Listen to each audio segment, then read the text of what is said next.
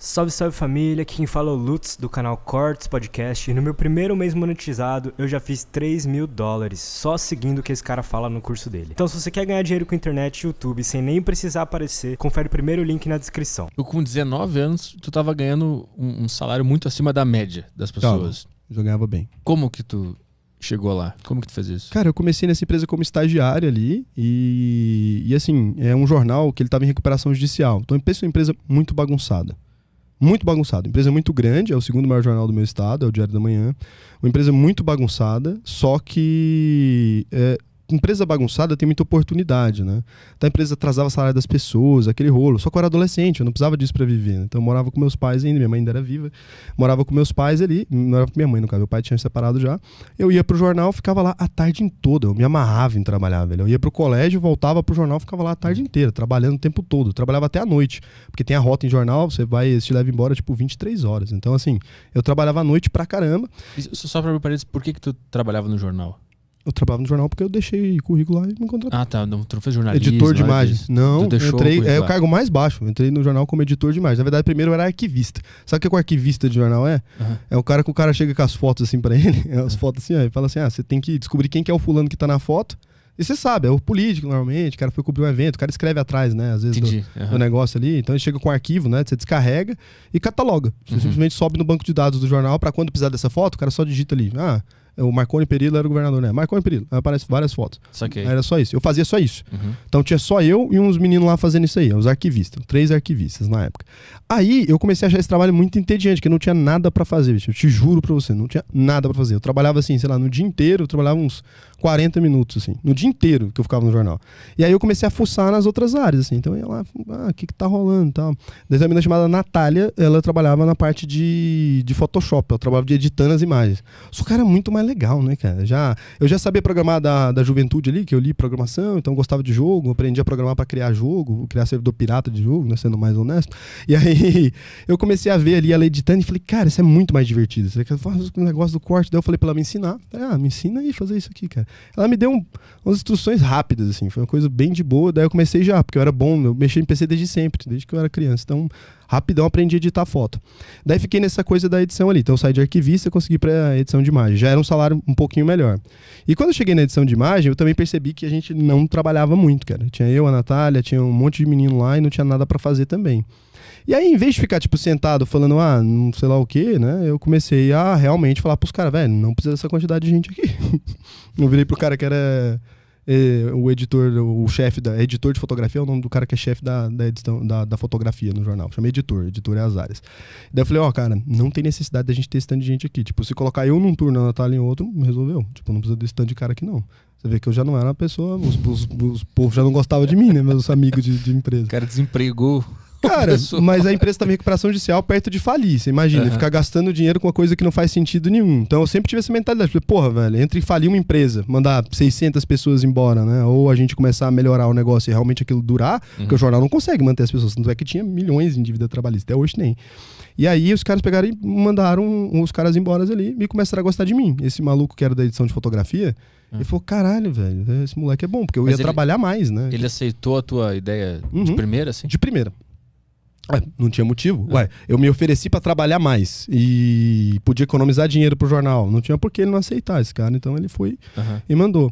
E aí eu ficava ali com a Natália que trabalhava comigo. Depois a Natália saiu, entrou o Rodrigo que ficava trabalhando ali comigo. A gente ficava trabalhando junto. E tinha um cara que era o subeditor de fotografia. É o cara que era bem pau no cu, assim. Esse cara fiscalizava o nosso trabalho. Só que ele era o cara mais desgraçado, assim, do planeta. Ele era infernal. Ele me perturbava a noite inteira, todo dia. Tipo assim, ele tratava as pessoas mal, humilhava. Esse cara era muito babaca mesmo.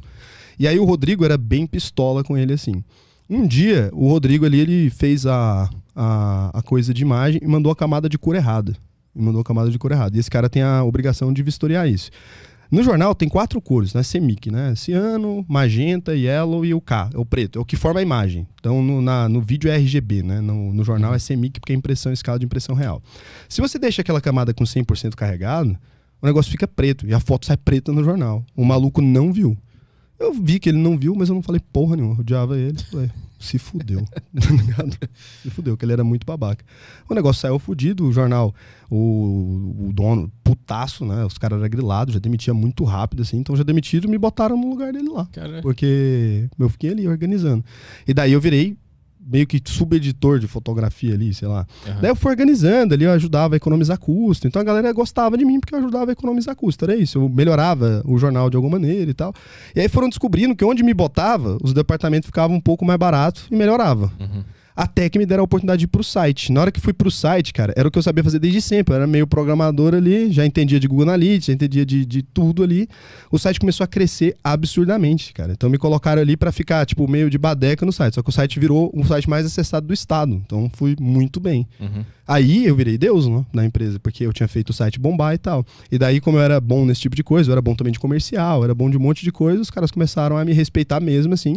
E aí foram me promovendo muitas vezes. A minha carteira de trabalho desse jornal é assim, tipo, um carimbo debaixo do outro. E quanto tempo durou essa escalada?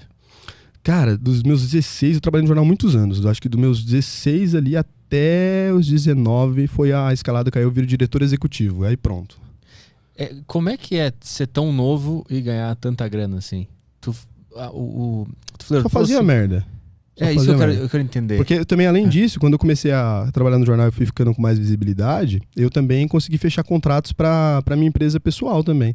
Então eu tinha minha empresa ali, eu tinha uma empresa que chamava Acesso, e daí eu conseguia contratos com outras empresas maiores. Então, tipo assim, eu comecei a ganhar mais grana mesmo. Ganhava grana do jornal, e o jornal também abria muitas portas para mim. Porque, tipo assim, quando você trabalha no jornal e você tem um cargo muito alto, você troca ideia com os caras, tipo, empresário fudidão, te chama pra uns eventos com o governador. Então, assim, eu ia pros lugares e a galera me respeitava, era gêniozinho, né? Moleque novinho que teve resultado. Esse menino é gênio, esse menino é gênio. Então, todo lugar que eu ia, o povo falava, esse é gênio. Toma aqui, tá, mão. Você só deixa de ser gênio com os 26, eu sei mais ou menos a idade que você deixa de ser gênio. Que é normal, fala, o cara é rico agora, tá de boa. Só um cara rico agora. Uhum. E aí, assim, eu ganhava muita grana pra mim na época, mas hoje na proporção era pouco, né? Mas na época, pra mim, eu ganhava muita grana.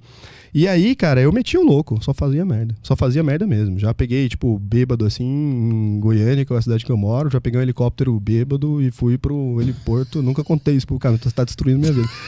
Fui pro heliporto lá de um hotel em Brasília, fazer festa, meter o louco, assim. Eu gastava muito dinheiro à toa e investia também. Então eu sempre investi e gastei. Nunca...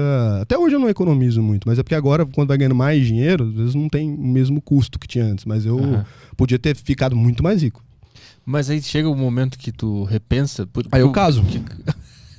Aí que parou de dirigir helicóptero. Não, minha mãe morreu e aí, assim, na época que minha mãe tava... Foi quando eu parei é porque, assim, que eu ganhei dinheiro de 18 para 19, nessa virada. Foi depois que minha mãe morreu que eu começo a começar a trabalhar mais. Porque antes eu já tinha resultado, mas eu era gêniozinho. Então, assim, é isso, cara. O cara que tinha resultado e tal. Mas eu andava com camiseta de banda, eu era o cara que tinha um alargador, eu tinha um piercing no septo. Então, ninguém me respeitava. Apesar de eu ser um cara que todo mundo falava, esse moleque é muito inteligente e tal, é um menino, porque se você tá agindo igual um menino, você é menino. Tem cara que fica com 40 anos agindo igual menino, é menino. E aí, eu tava ali, menino. Então, eu tava dentro da empresa, só que era menino. Daí, eu tava trabalhando, normal, e aí minha mãe começa a adoecer. Só que nessa época eu não ganho tanto dinheiro ainda. Eu lembro que tá nessa fase ali, ó. 16 até 19 é a ascensão, né? Chega no pico. Mas aqui, ó, eu tô ainda ali trabalhando no jornal, só que eu ganhava pouca grana, né? De salário de estagiário. Daí te promovia, ganhava um pouquinho mais, e o jornal atrasava muito pagamento. Nessa época eu não tenho um salário alto. Quando você tem um salário alto, atrasa pagamento, você recebe dá pra viver 6 meses. Nessa época não dava. Então atrasava, fudia tudo.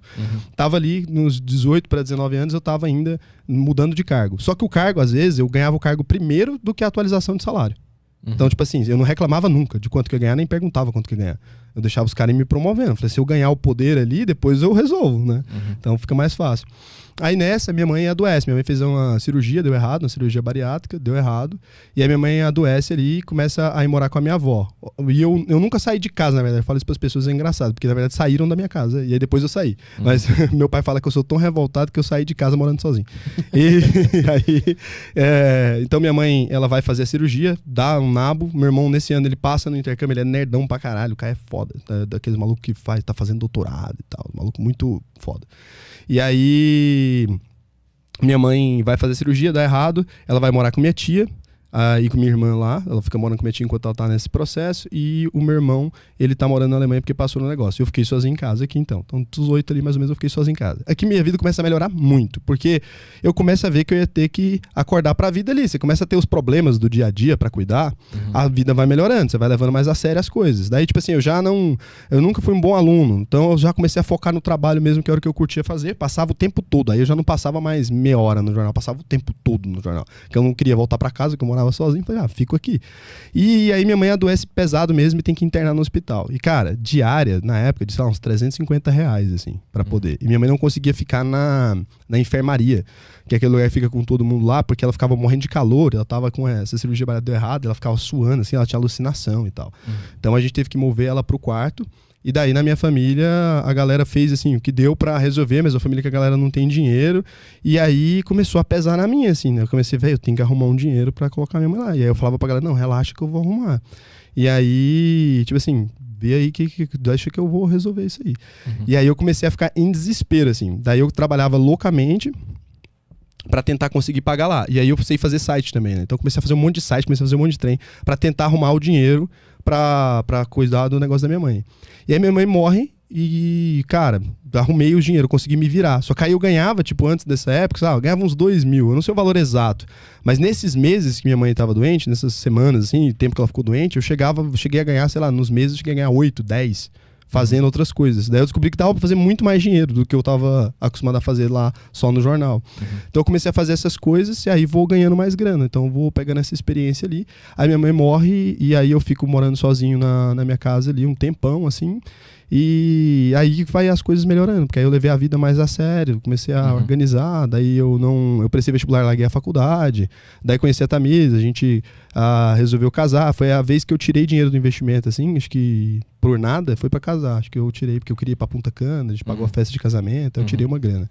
Eu não tinha tanto dinheiro investido, e acho que foi a única vez que eu vendi ação por nada, assim, só pra casar mesmo. Tu conseguiu pagar o hospital da tua mãe enquanto ela tava viva, então? Consegui. Mas e depois minha mãe ainda deixou dívidas ainda também. A casa tinha coisa que não estava quitada, só descobri quando minha mãe morreu. Tinha coisa que não estava quitada. Recebeu uma herança negativa, assim, na verdade. Aí foi fudendo. Quando a tua mãe morreu, foi focar no trabalho? Foi uma forma de tentar esquecer essa dor? Te motivou, do lado, obviamente não te motivou, ela morreu do caralho, mas te motivou sim. Não fico pagando de Nelson, não. Funcionou pra caramba. Pra você ter noção, uma das vezes que eu fui promovido no jornal, não que eu me orgulhe, mas se for pra falar a verdade, é a verdade. Eu fui trabalhar no dia do enterro da minha mãe. Minha mãe foi enterrada de manhã, eu fui trabalhar à tarde. Então por quê? Porque, cara, sei lá. Uma coisa que me arrependo. Mas tu não queria pensar naquilo? Cara, eu não tava... Sei lá, eu gostava de ser visto como imbatível, assim. Quando eu comecei a levar a vida mais a sério mesmo, foi isso quando ela adoeceu, que eu tirei os piercing, mandei fechar o alargador, o buraco, eu fiz cirurgia, eu não sei o que aconteceu, deu uma epifania, cara. Eu mudei totalmente. E daí eu queria que me respeitassem, e eu queria ser muito melhor do que o que eu conseguia ali. Então eu falei, foda-se, não tem nada. Aí, então é que eu topei a galera na entrada do jornal assim, daí o povo falou, porque eu nunca atrasava, então foi bizarro, que as pessoas, por que você não chegou de manhã e tal, fazendo piada? Não, é que minha mãe morreu. O povo, não brinca com isso e tal. Eu falei, não, é sério, tava no enterro e tal. Aí minha esposa também, nesse dia ela ficou assim, meu Deus, tá, esse menino é doido e tal, que não era minha esposa ainda, né? Mas tu acha que isso é frieza? Isso é o quê? Eu chegava em casa e chorava todo dia, isso sei lá, cara. É mais pro mundo? É mais pro mundo. Acho que quando eu botei na cabeça que o negócio ia dar certo, que eu falei assim, velho, agora ou o pau tora ou o cu rasga, agora vai, ou fico rico ou fico rico. Que aí eu tava realmente na fissura, assim, eu mudei de ideia completamente. Porque antes também eu não era muito capitalista também. Eu era meio de esquerda, assim, quando era moleque tinha banda, era anarquista, curtia o movimento punk, salvar o mundo. Daí eu comecei a ver que eu não tava salvando porra nenhuma, né? Eu só era um cara que ficava sendo revoltado com o mundo. E que ação prática que eu tinha pro mundo? Ficar bebendo pingorante na porta do show de rock, largado no chão, falando que a sociedade é uma merda. E qual que é a minha contribuição? Né? Então eu comecei a autorresponsabilidade, eu acho. Teve algo que tu viu pra tu entender que tu não tava fazendo o que tu achava que tava fazendo? Eu cantava. Eu tinha banda e eu cantava, assim. Na época eu tava fazendo um show ruim, né? Uns lugares pequenos, uns lugares zoados. Eu tive banda também, você vê como é que é. Eu era vocalista. Sim, é isso, também. eu era vocalista. Berrava. Não, só, é umas letras horríveis, um negócio absurdo, assim. Mas eu lembro que um dia eu tava cantando, assim, isso, né? Minha mãe já nessa situação, tinha ido fazer cirurgia, não tinha ficado bem e tal, essa coisa ali. O negócio não tava bacana. E eu ainda meio nessa fase ali. Uhum. E aí eu tava cantando assim, eu olhei pra galera e me deu nojo, cara. Foi isso. Eu vi aquele tanto de gente e falei, que tanto de peso na terra. Foi isso. Porra, a galera não faz nada, velho. Não agrega nada pra vida de ninguém. Maluco não arruma a cama, sabe? E fica falando de que o mundo é uma merda, que o capitalismo, sei lá o quê. Eu fiquei com nojo. Foi isso, deu um nojão, assim. Foi esse fato, não foi? Tu leu alguma parada sobre o capitalismo? Foi esse fato interessante. Tava no palco olhando e, cara, eu senti agonia de mim. Por isso que eu queimei as roupas, tudo, negócio, botei tudo roupa social. Eu andava de roupa social novinho já. Foi pro outro extremo Foi pro outro extremo. do lance. Acho que todo mundo que é muito assim, acho que é 880, né? Acho que um lado ou é o outro. Então acho que eu migrei do lado, assim. E quanto tempo demorou pra sair do outro extremo e equilibrar? Nossa, levou a vida inteira. Levou até eu fazer 26 anos. Eu não andava sem roupa social, nunca. Você nunca me viu nem na praia. Eu não faltava o trabalho, eu calculava quantos dias eu estava trabalhando seguido. Batia, tipo, sei lá, muitos. Eu trabalhei na lua de mel. Isso não te trouxe problema de saúde? Claro, cara. Estresse? Tô falando, é uma coisa que eu acho que tá. Ué, você vê que eu com 20. Eu tinha um divórcio com 25 anos, cara. Aham. Quais foram os efeitos colaterais de trabalhar tanto, tão fissurado Eu assim? nunca tive essas coisas, tipo, de burnout. Essas coisas eu nunca tive. Mas minha vida toda não existia mais. Chegou num ponto que só tinha o trabalho. E antes, né, eu sou um cara muito vaidoso. Muito vaidoso não no sentido de bonito. Sou vaidoso no sentido de, cara, olha o que eu tô fazendo, né? Olha o que eu estou construindo. Eu sempre acreditava que eu estava construindo algo enquanto eu estava fazendo isso. Então, era pela obra. Então, sabe, Marco Aurélio, um cara foda, um imperador e também um filósofo, né? Estoico. Ele fala que acorda todo dia de manhã, ele sentia dores no corpo e tal, porque ele tá fazendo a obra dele de homem, né? Então você tá ali lapidando aquilo ali. Eu tinha esse conceito, só que antes de conhecer o Marco Aurélio, na verdade é só a ideia de... Eu gostava da obra, daquilo que eu estava construindo. E eu olhava no espelho todo dia e ficava orgulhoso pra caralho, porque, porra, da onde eu vim, o que eu consegui fazer, e eu era novo, né? E toda hora alguém falando que você é gênio, uma hora você acredita. Você fala, porra, acho que eu sou inteligentinho mesmo, tá indo bem. E aí, cara, depois que eu separei, eu comecei essa porra e eu não sentia mais orgulho não tava funcionando não. Daí eu comecei a lembrar das merdas que eu fiz, comecei a lembrar que eu trabalhei no dia do enterro da minha mãe, comecei a lembrar que eu não tava nem aí com nada, que eu não ia aniversário de ninguém da minha família, que eu não tava foda-se com todo mundo, que eu só pensava em mim mesmo, que eu era um cara extremamente arrogante, que eu era um cara extremamente... Tudo tava errado, eu comecei a enxergar, de repente. Não tem explicação também de por que tu enxergou isso? Eu acho que é porque eu separei. E aí eu acho que eu tive que olhar pra mim mesmo. Foi um baque muito grande a separação? Tu não foi eu esperava que pedi o divórcio e assim, eu achei que ia ser mais de boa. E aí não foi. Mas por que tu pediu? Tava insatisfeito com a vida de modo geral, né, cara? Tudo tava insatisfeito com tudo. Tudo tava me incomodando. Tudo me incomodava. Assim, a minha vida inteira, o lugar onde eu trabalhava me incomodava, as empresas que eu tinha feito me incomodava, o casamento me incomodava. Acho que todas as decisões que eu fui tomando ali de maneira centrada depois que minha mãe morreu foram as decisões que eu queria desmanchar de alguma forma. Acho que eu percebi que tinha perdido alguma coisa no meio do caminho, assim. Que eu tinha virado uma máquina mesmo. Eu quis tanto que consegui. Porra, olha o que eu fiz, que eu não sentia mais nada, fiquei bugado. Só que tu não sabia exatamente o que era. E tu quis terminar o casamento. Tu achava que era isso? Eu achava que era o casamento, achava que era a empresa. Você vê que eu fico arrumando culpado pra tudo. Era eu, né? O casamento não era a empresa, não era nada, era eu. Mas foi tipo assim, foi no dia que tu pediu o divórcio que tu refletiu? Foi uma semana depois? Não, muito tempo, o ano inteiro. 2018 é um ano que eu só bebi, assim, acabei com a vida. Só. Porque foi um ano que eu fiquei refletindo, assim mesmo, assim. Eu fui pra Mendoza... eu ligava, até hoje tem uns vídeos bem engraçados, na hora de te mostrar alguns, assim, porque tem uns que não dá. Tu mostrou aquela foto que tu tá inchadão, bebendo vinho? Mas essa daí é a foto, eu tenho o pior. Eu escrevia perguntas pra mim mesmo, eu acho que a gente só consegue ser sincero bêbado, né? Então eu escrevia perguntas pra mim mesmo, e eu bebia pra um caralho e respondia filmando. Que aí outro dia eu assistia. Mano, e daí eu fazia as perguntas que eu queria ter a resposta de verdade, cara. Eu chorava bêbado, assim, igual criança, assim, falando umas frases muito absurdas. E daí eu falei, caralho. Tu assistiu o vídeo depois? Deu pra ver o que tava dentro, né? Entendi. Então Mas tu fazia já bêbado, escrevia as perguntas Não, bêbado? eu fazia as perguntas sóbrio. Bebia e lia em voz alta e respondia pra mim mesmo filmando na câmera. E depois assistia e via o que tava acontecendo. É isso. Caralho, mas que tipo de resposta tu teve desse... Era bem absurdo, cara, era bem absurdo. Tem umas que eu já postei pra galera ver, engraçado. Tem eu falando, meu pai é meio comum, assim, tá ligado? Tem eu recitando um discurso do Che, bebaço, assim. Eu sou mó de direito, né? Então, eu sou liberal. E falando. E, cara, tem umas coisas que eu falei que são muito fortes. É difícil, que é muito pessoal, mas tem algumas coisas, assim, que eu perguntei, né? Por que a gente trabalhava tanto? E daí, que é eu, no caso, né? Por que você trabalha tanto? E daí eu falei que no fim das contas eu achava que eu não tinha escolha, né? Eu comecei assim. E daí depois eu respondi pra mim mesmo que a gente só tocou foda-se mesmo, porque a gente gosta de dinheiro e a gente é um tremendo dos filhos da puta e tal. Fiquei, caralho, pesado. E foi assim, daí eu fui vendo o que eu pensava, mas chorando, feito retardado, aparentemente não era tão... não tava acreditando tanto. Mas assim, porque ao mesmo tempo que tu sacrificou um monte de coisa da tua vida e fez um monte de cagada, ao mesmo tempo tu ganhou muita grana. E Sim. O que tu tem hoje é graças a esse período. Tu acha que vale a pena um período de autodestruição pra prosperar? Eu não trocaria, não posso dizer que vale a pena, mas eu não voltaria atrás. Eu faria do jeito que eu faria. Faria a mesma coisa? Faria. Mas tu falaria isso pra alguém? Não. Tipo assim, vale a pena fazer isso? Não, porque, cara, acho que a chance de você chegar inteiro no final pode ser pesado, né? Mas agora, não se tem resultados extraordinários, isso aí é a maior mentira da internet. Não se tem resultados extraordinários equilibrando os pratinhos. Então o cara fala assim, minha vida é perfeita, eu cuido da minha família, e eu ganho muita grana, e trabalho. Porra, mentira. Quando você conhece esses caras na vida real, você fala, não, nem fudendo.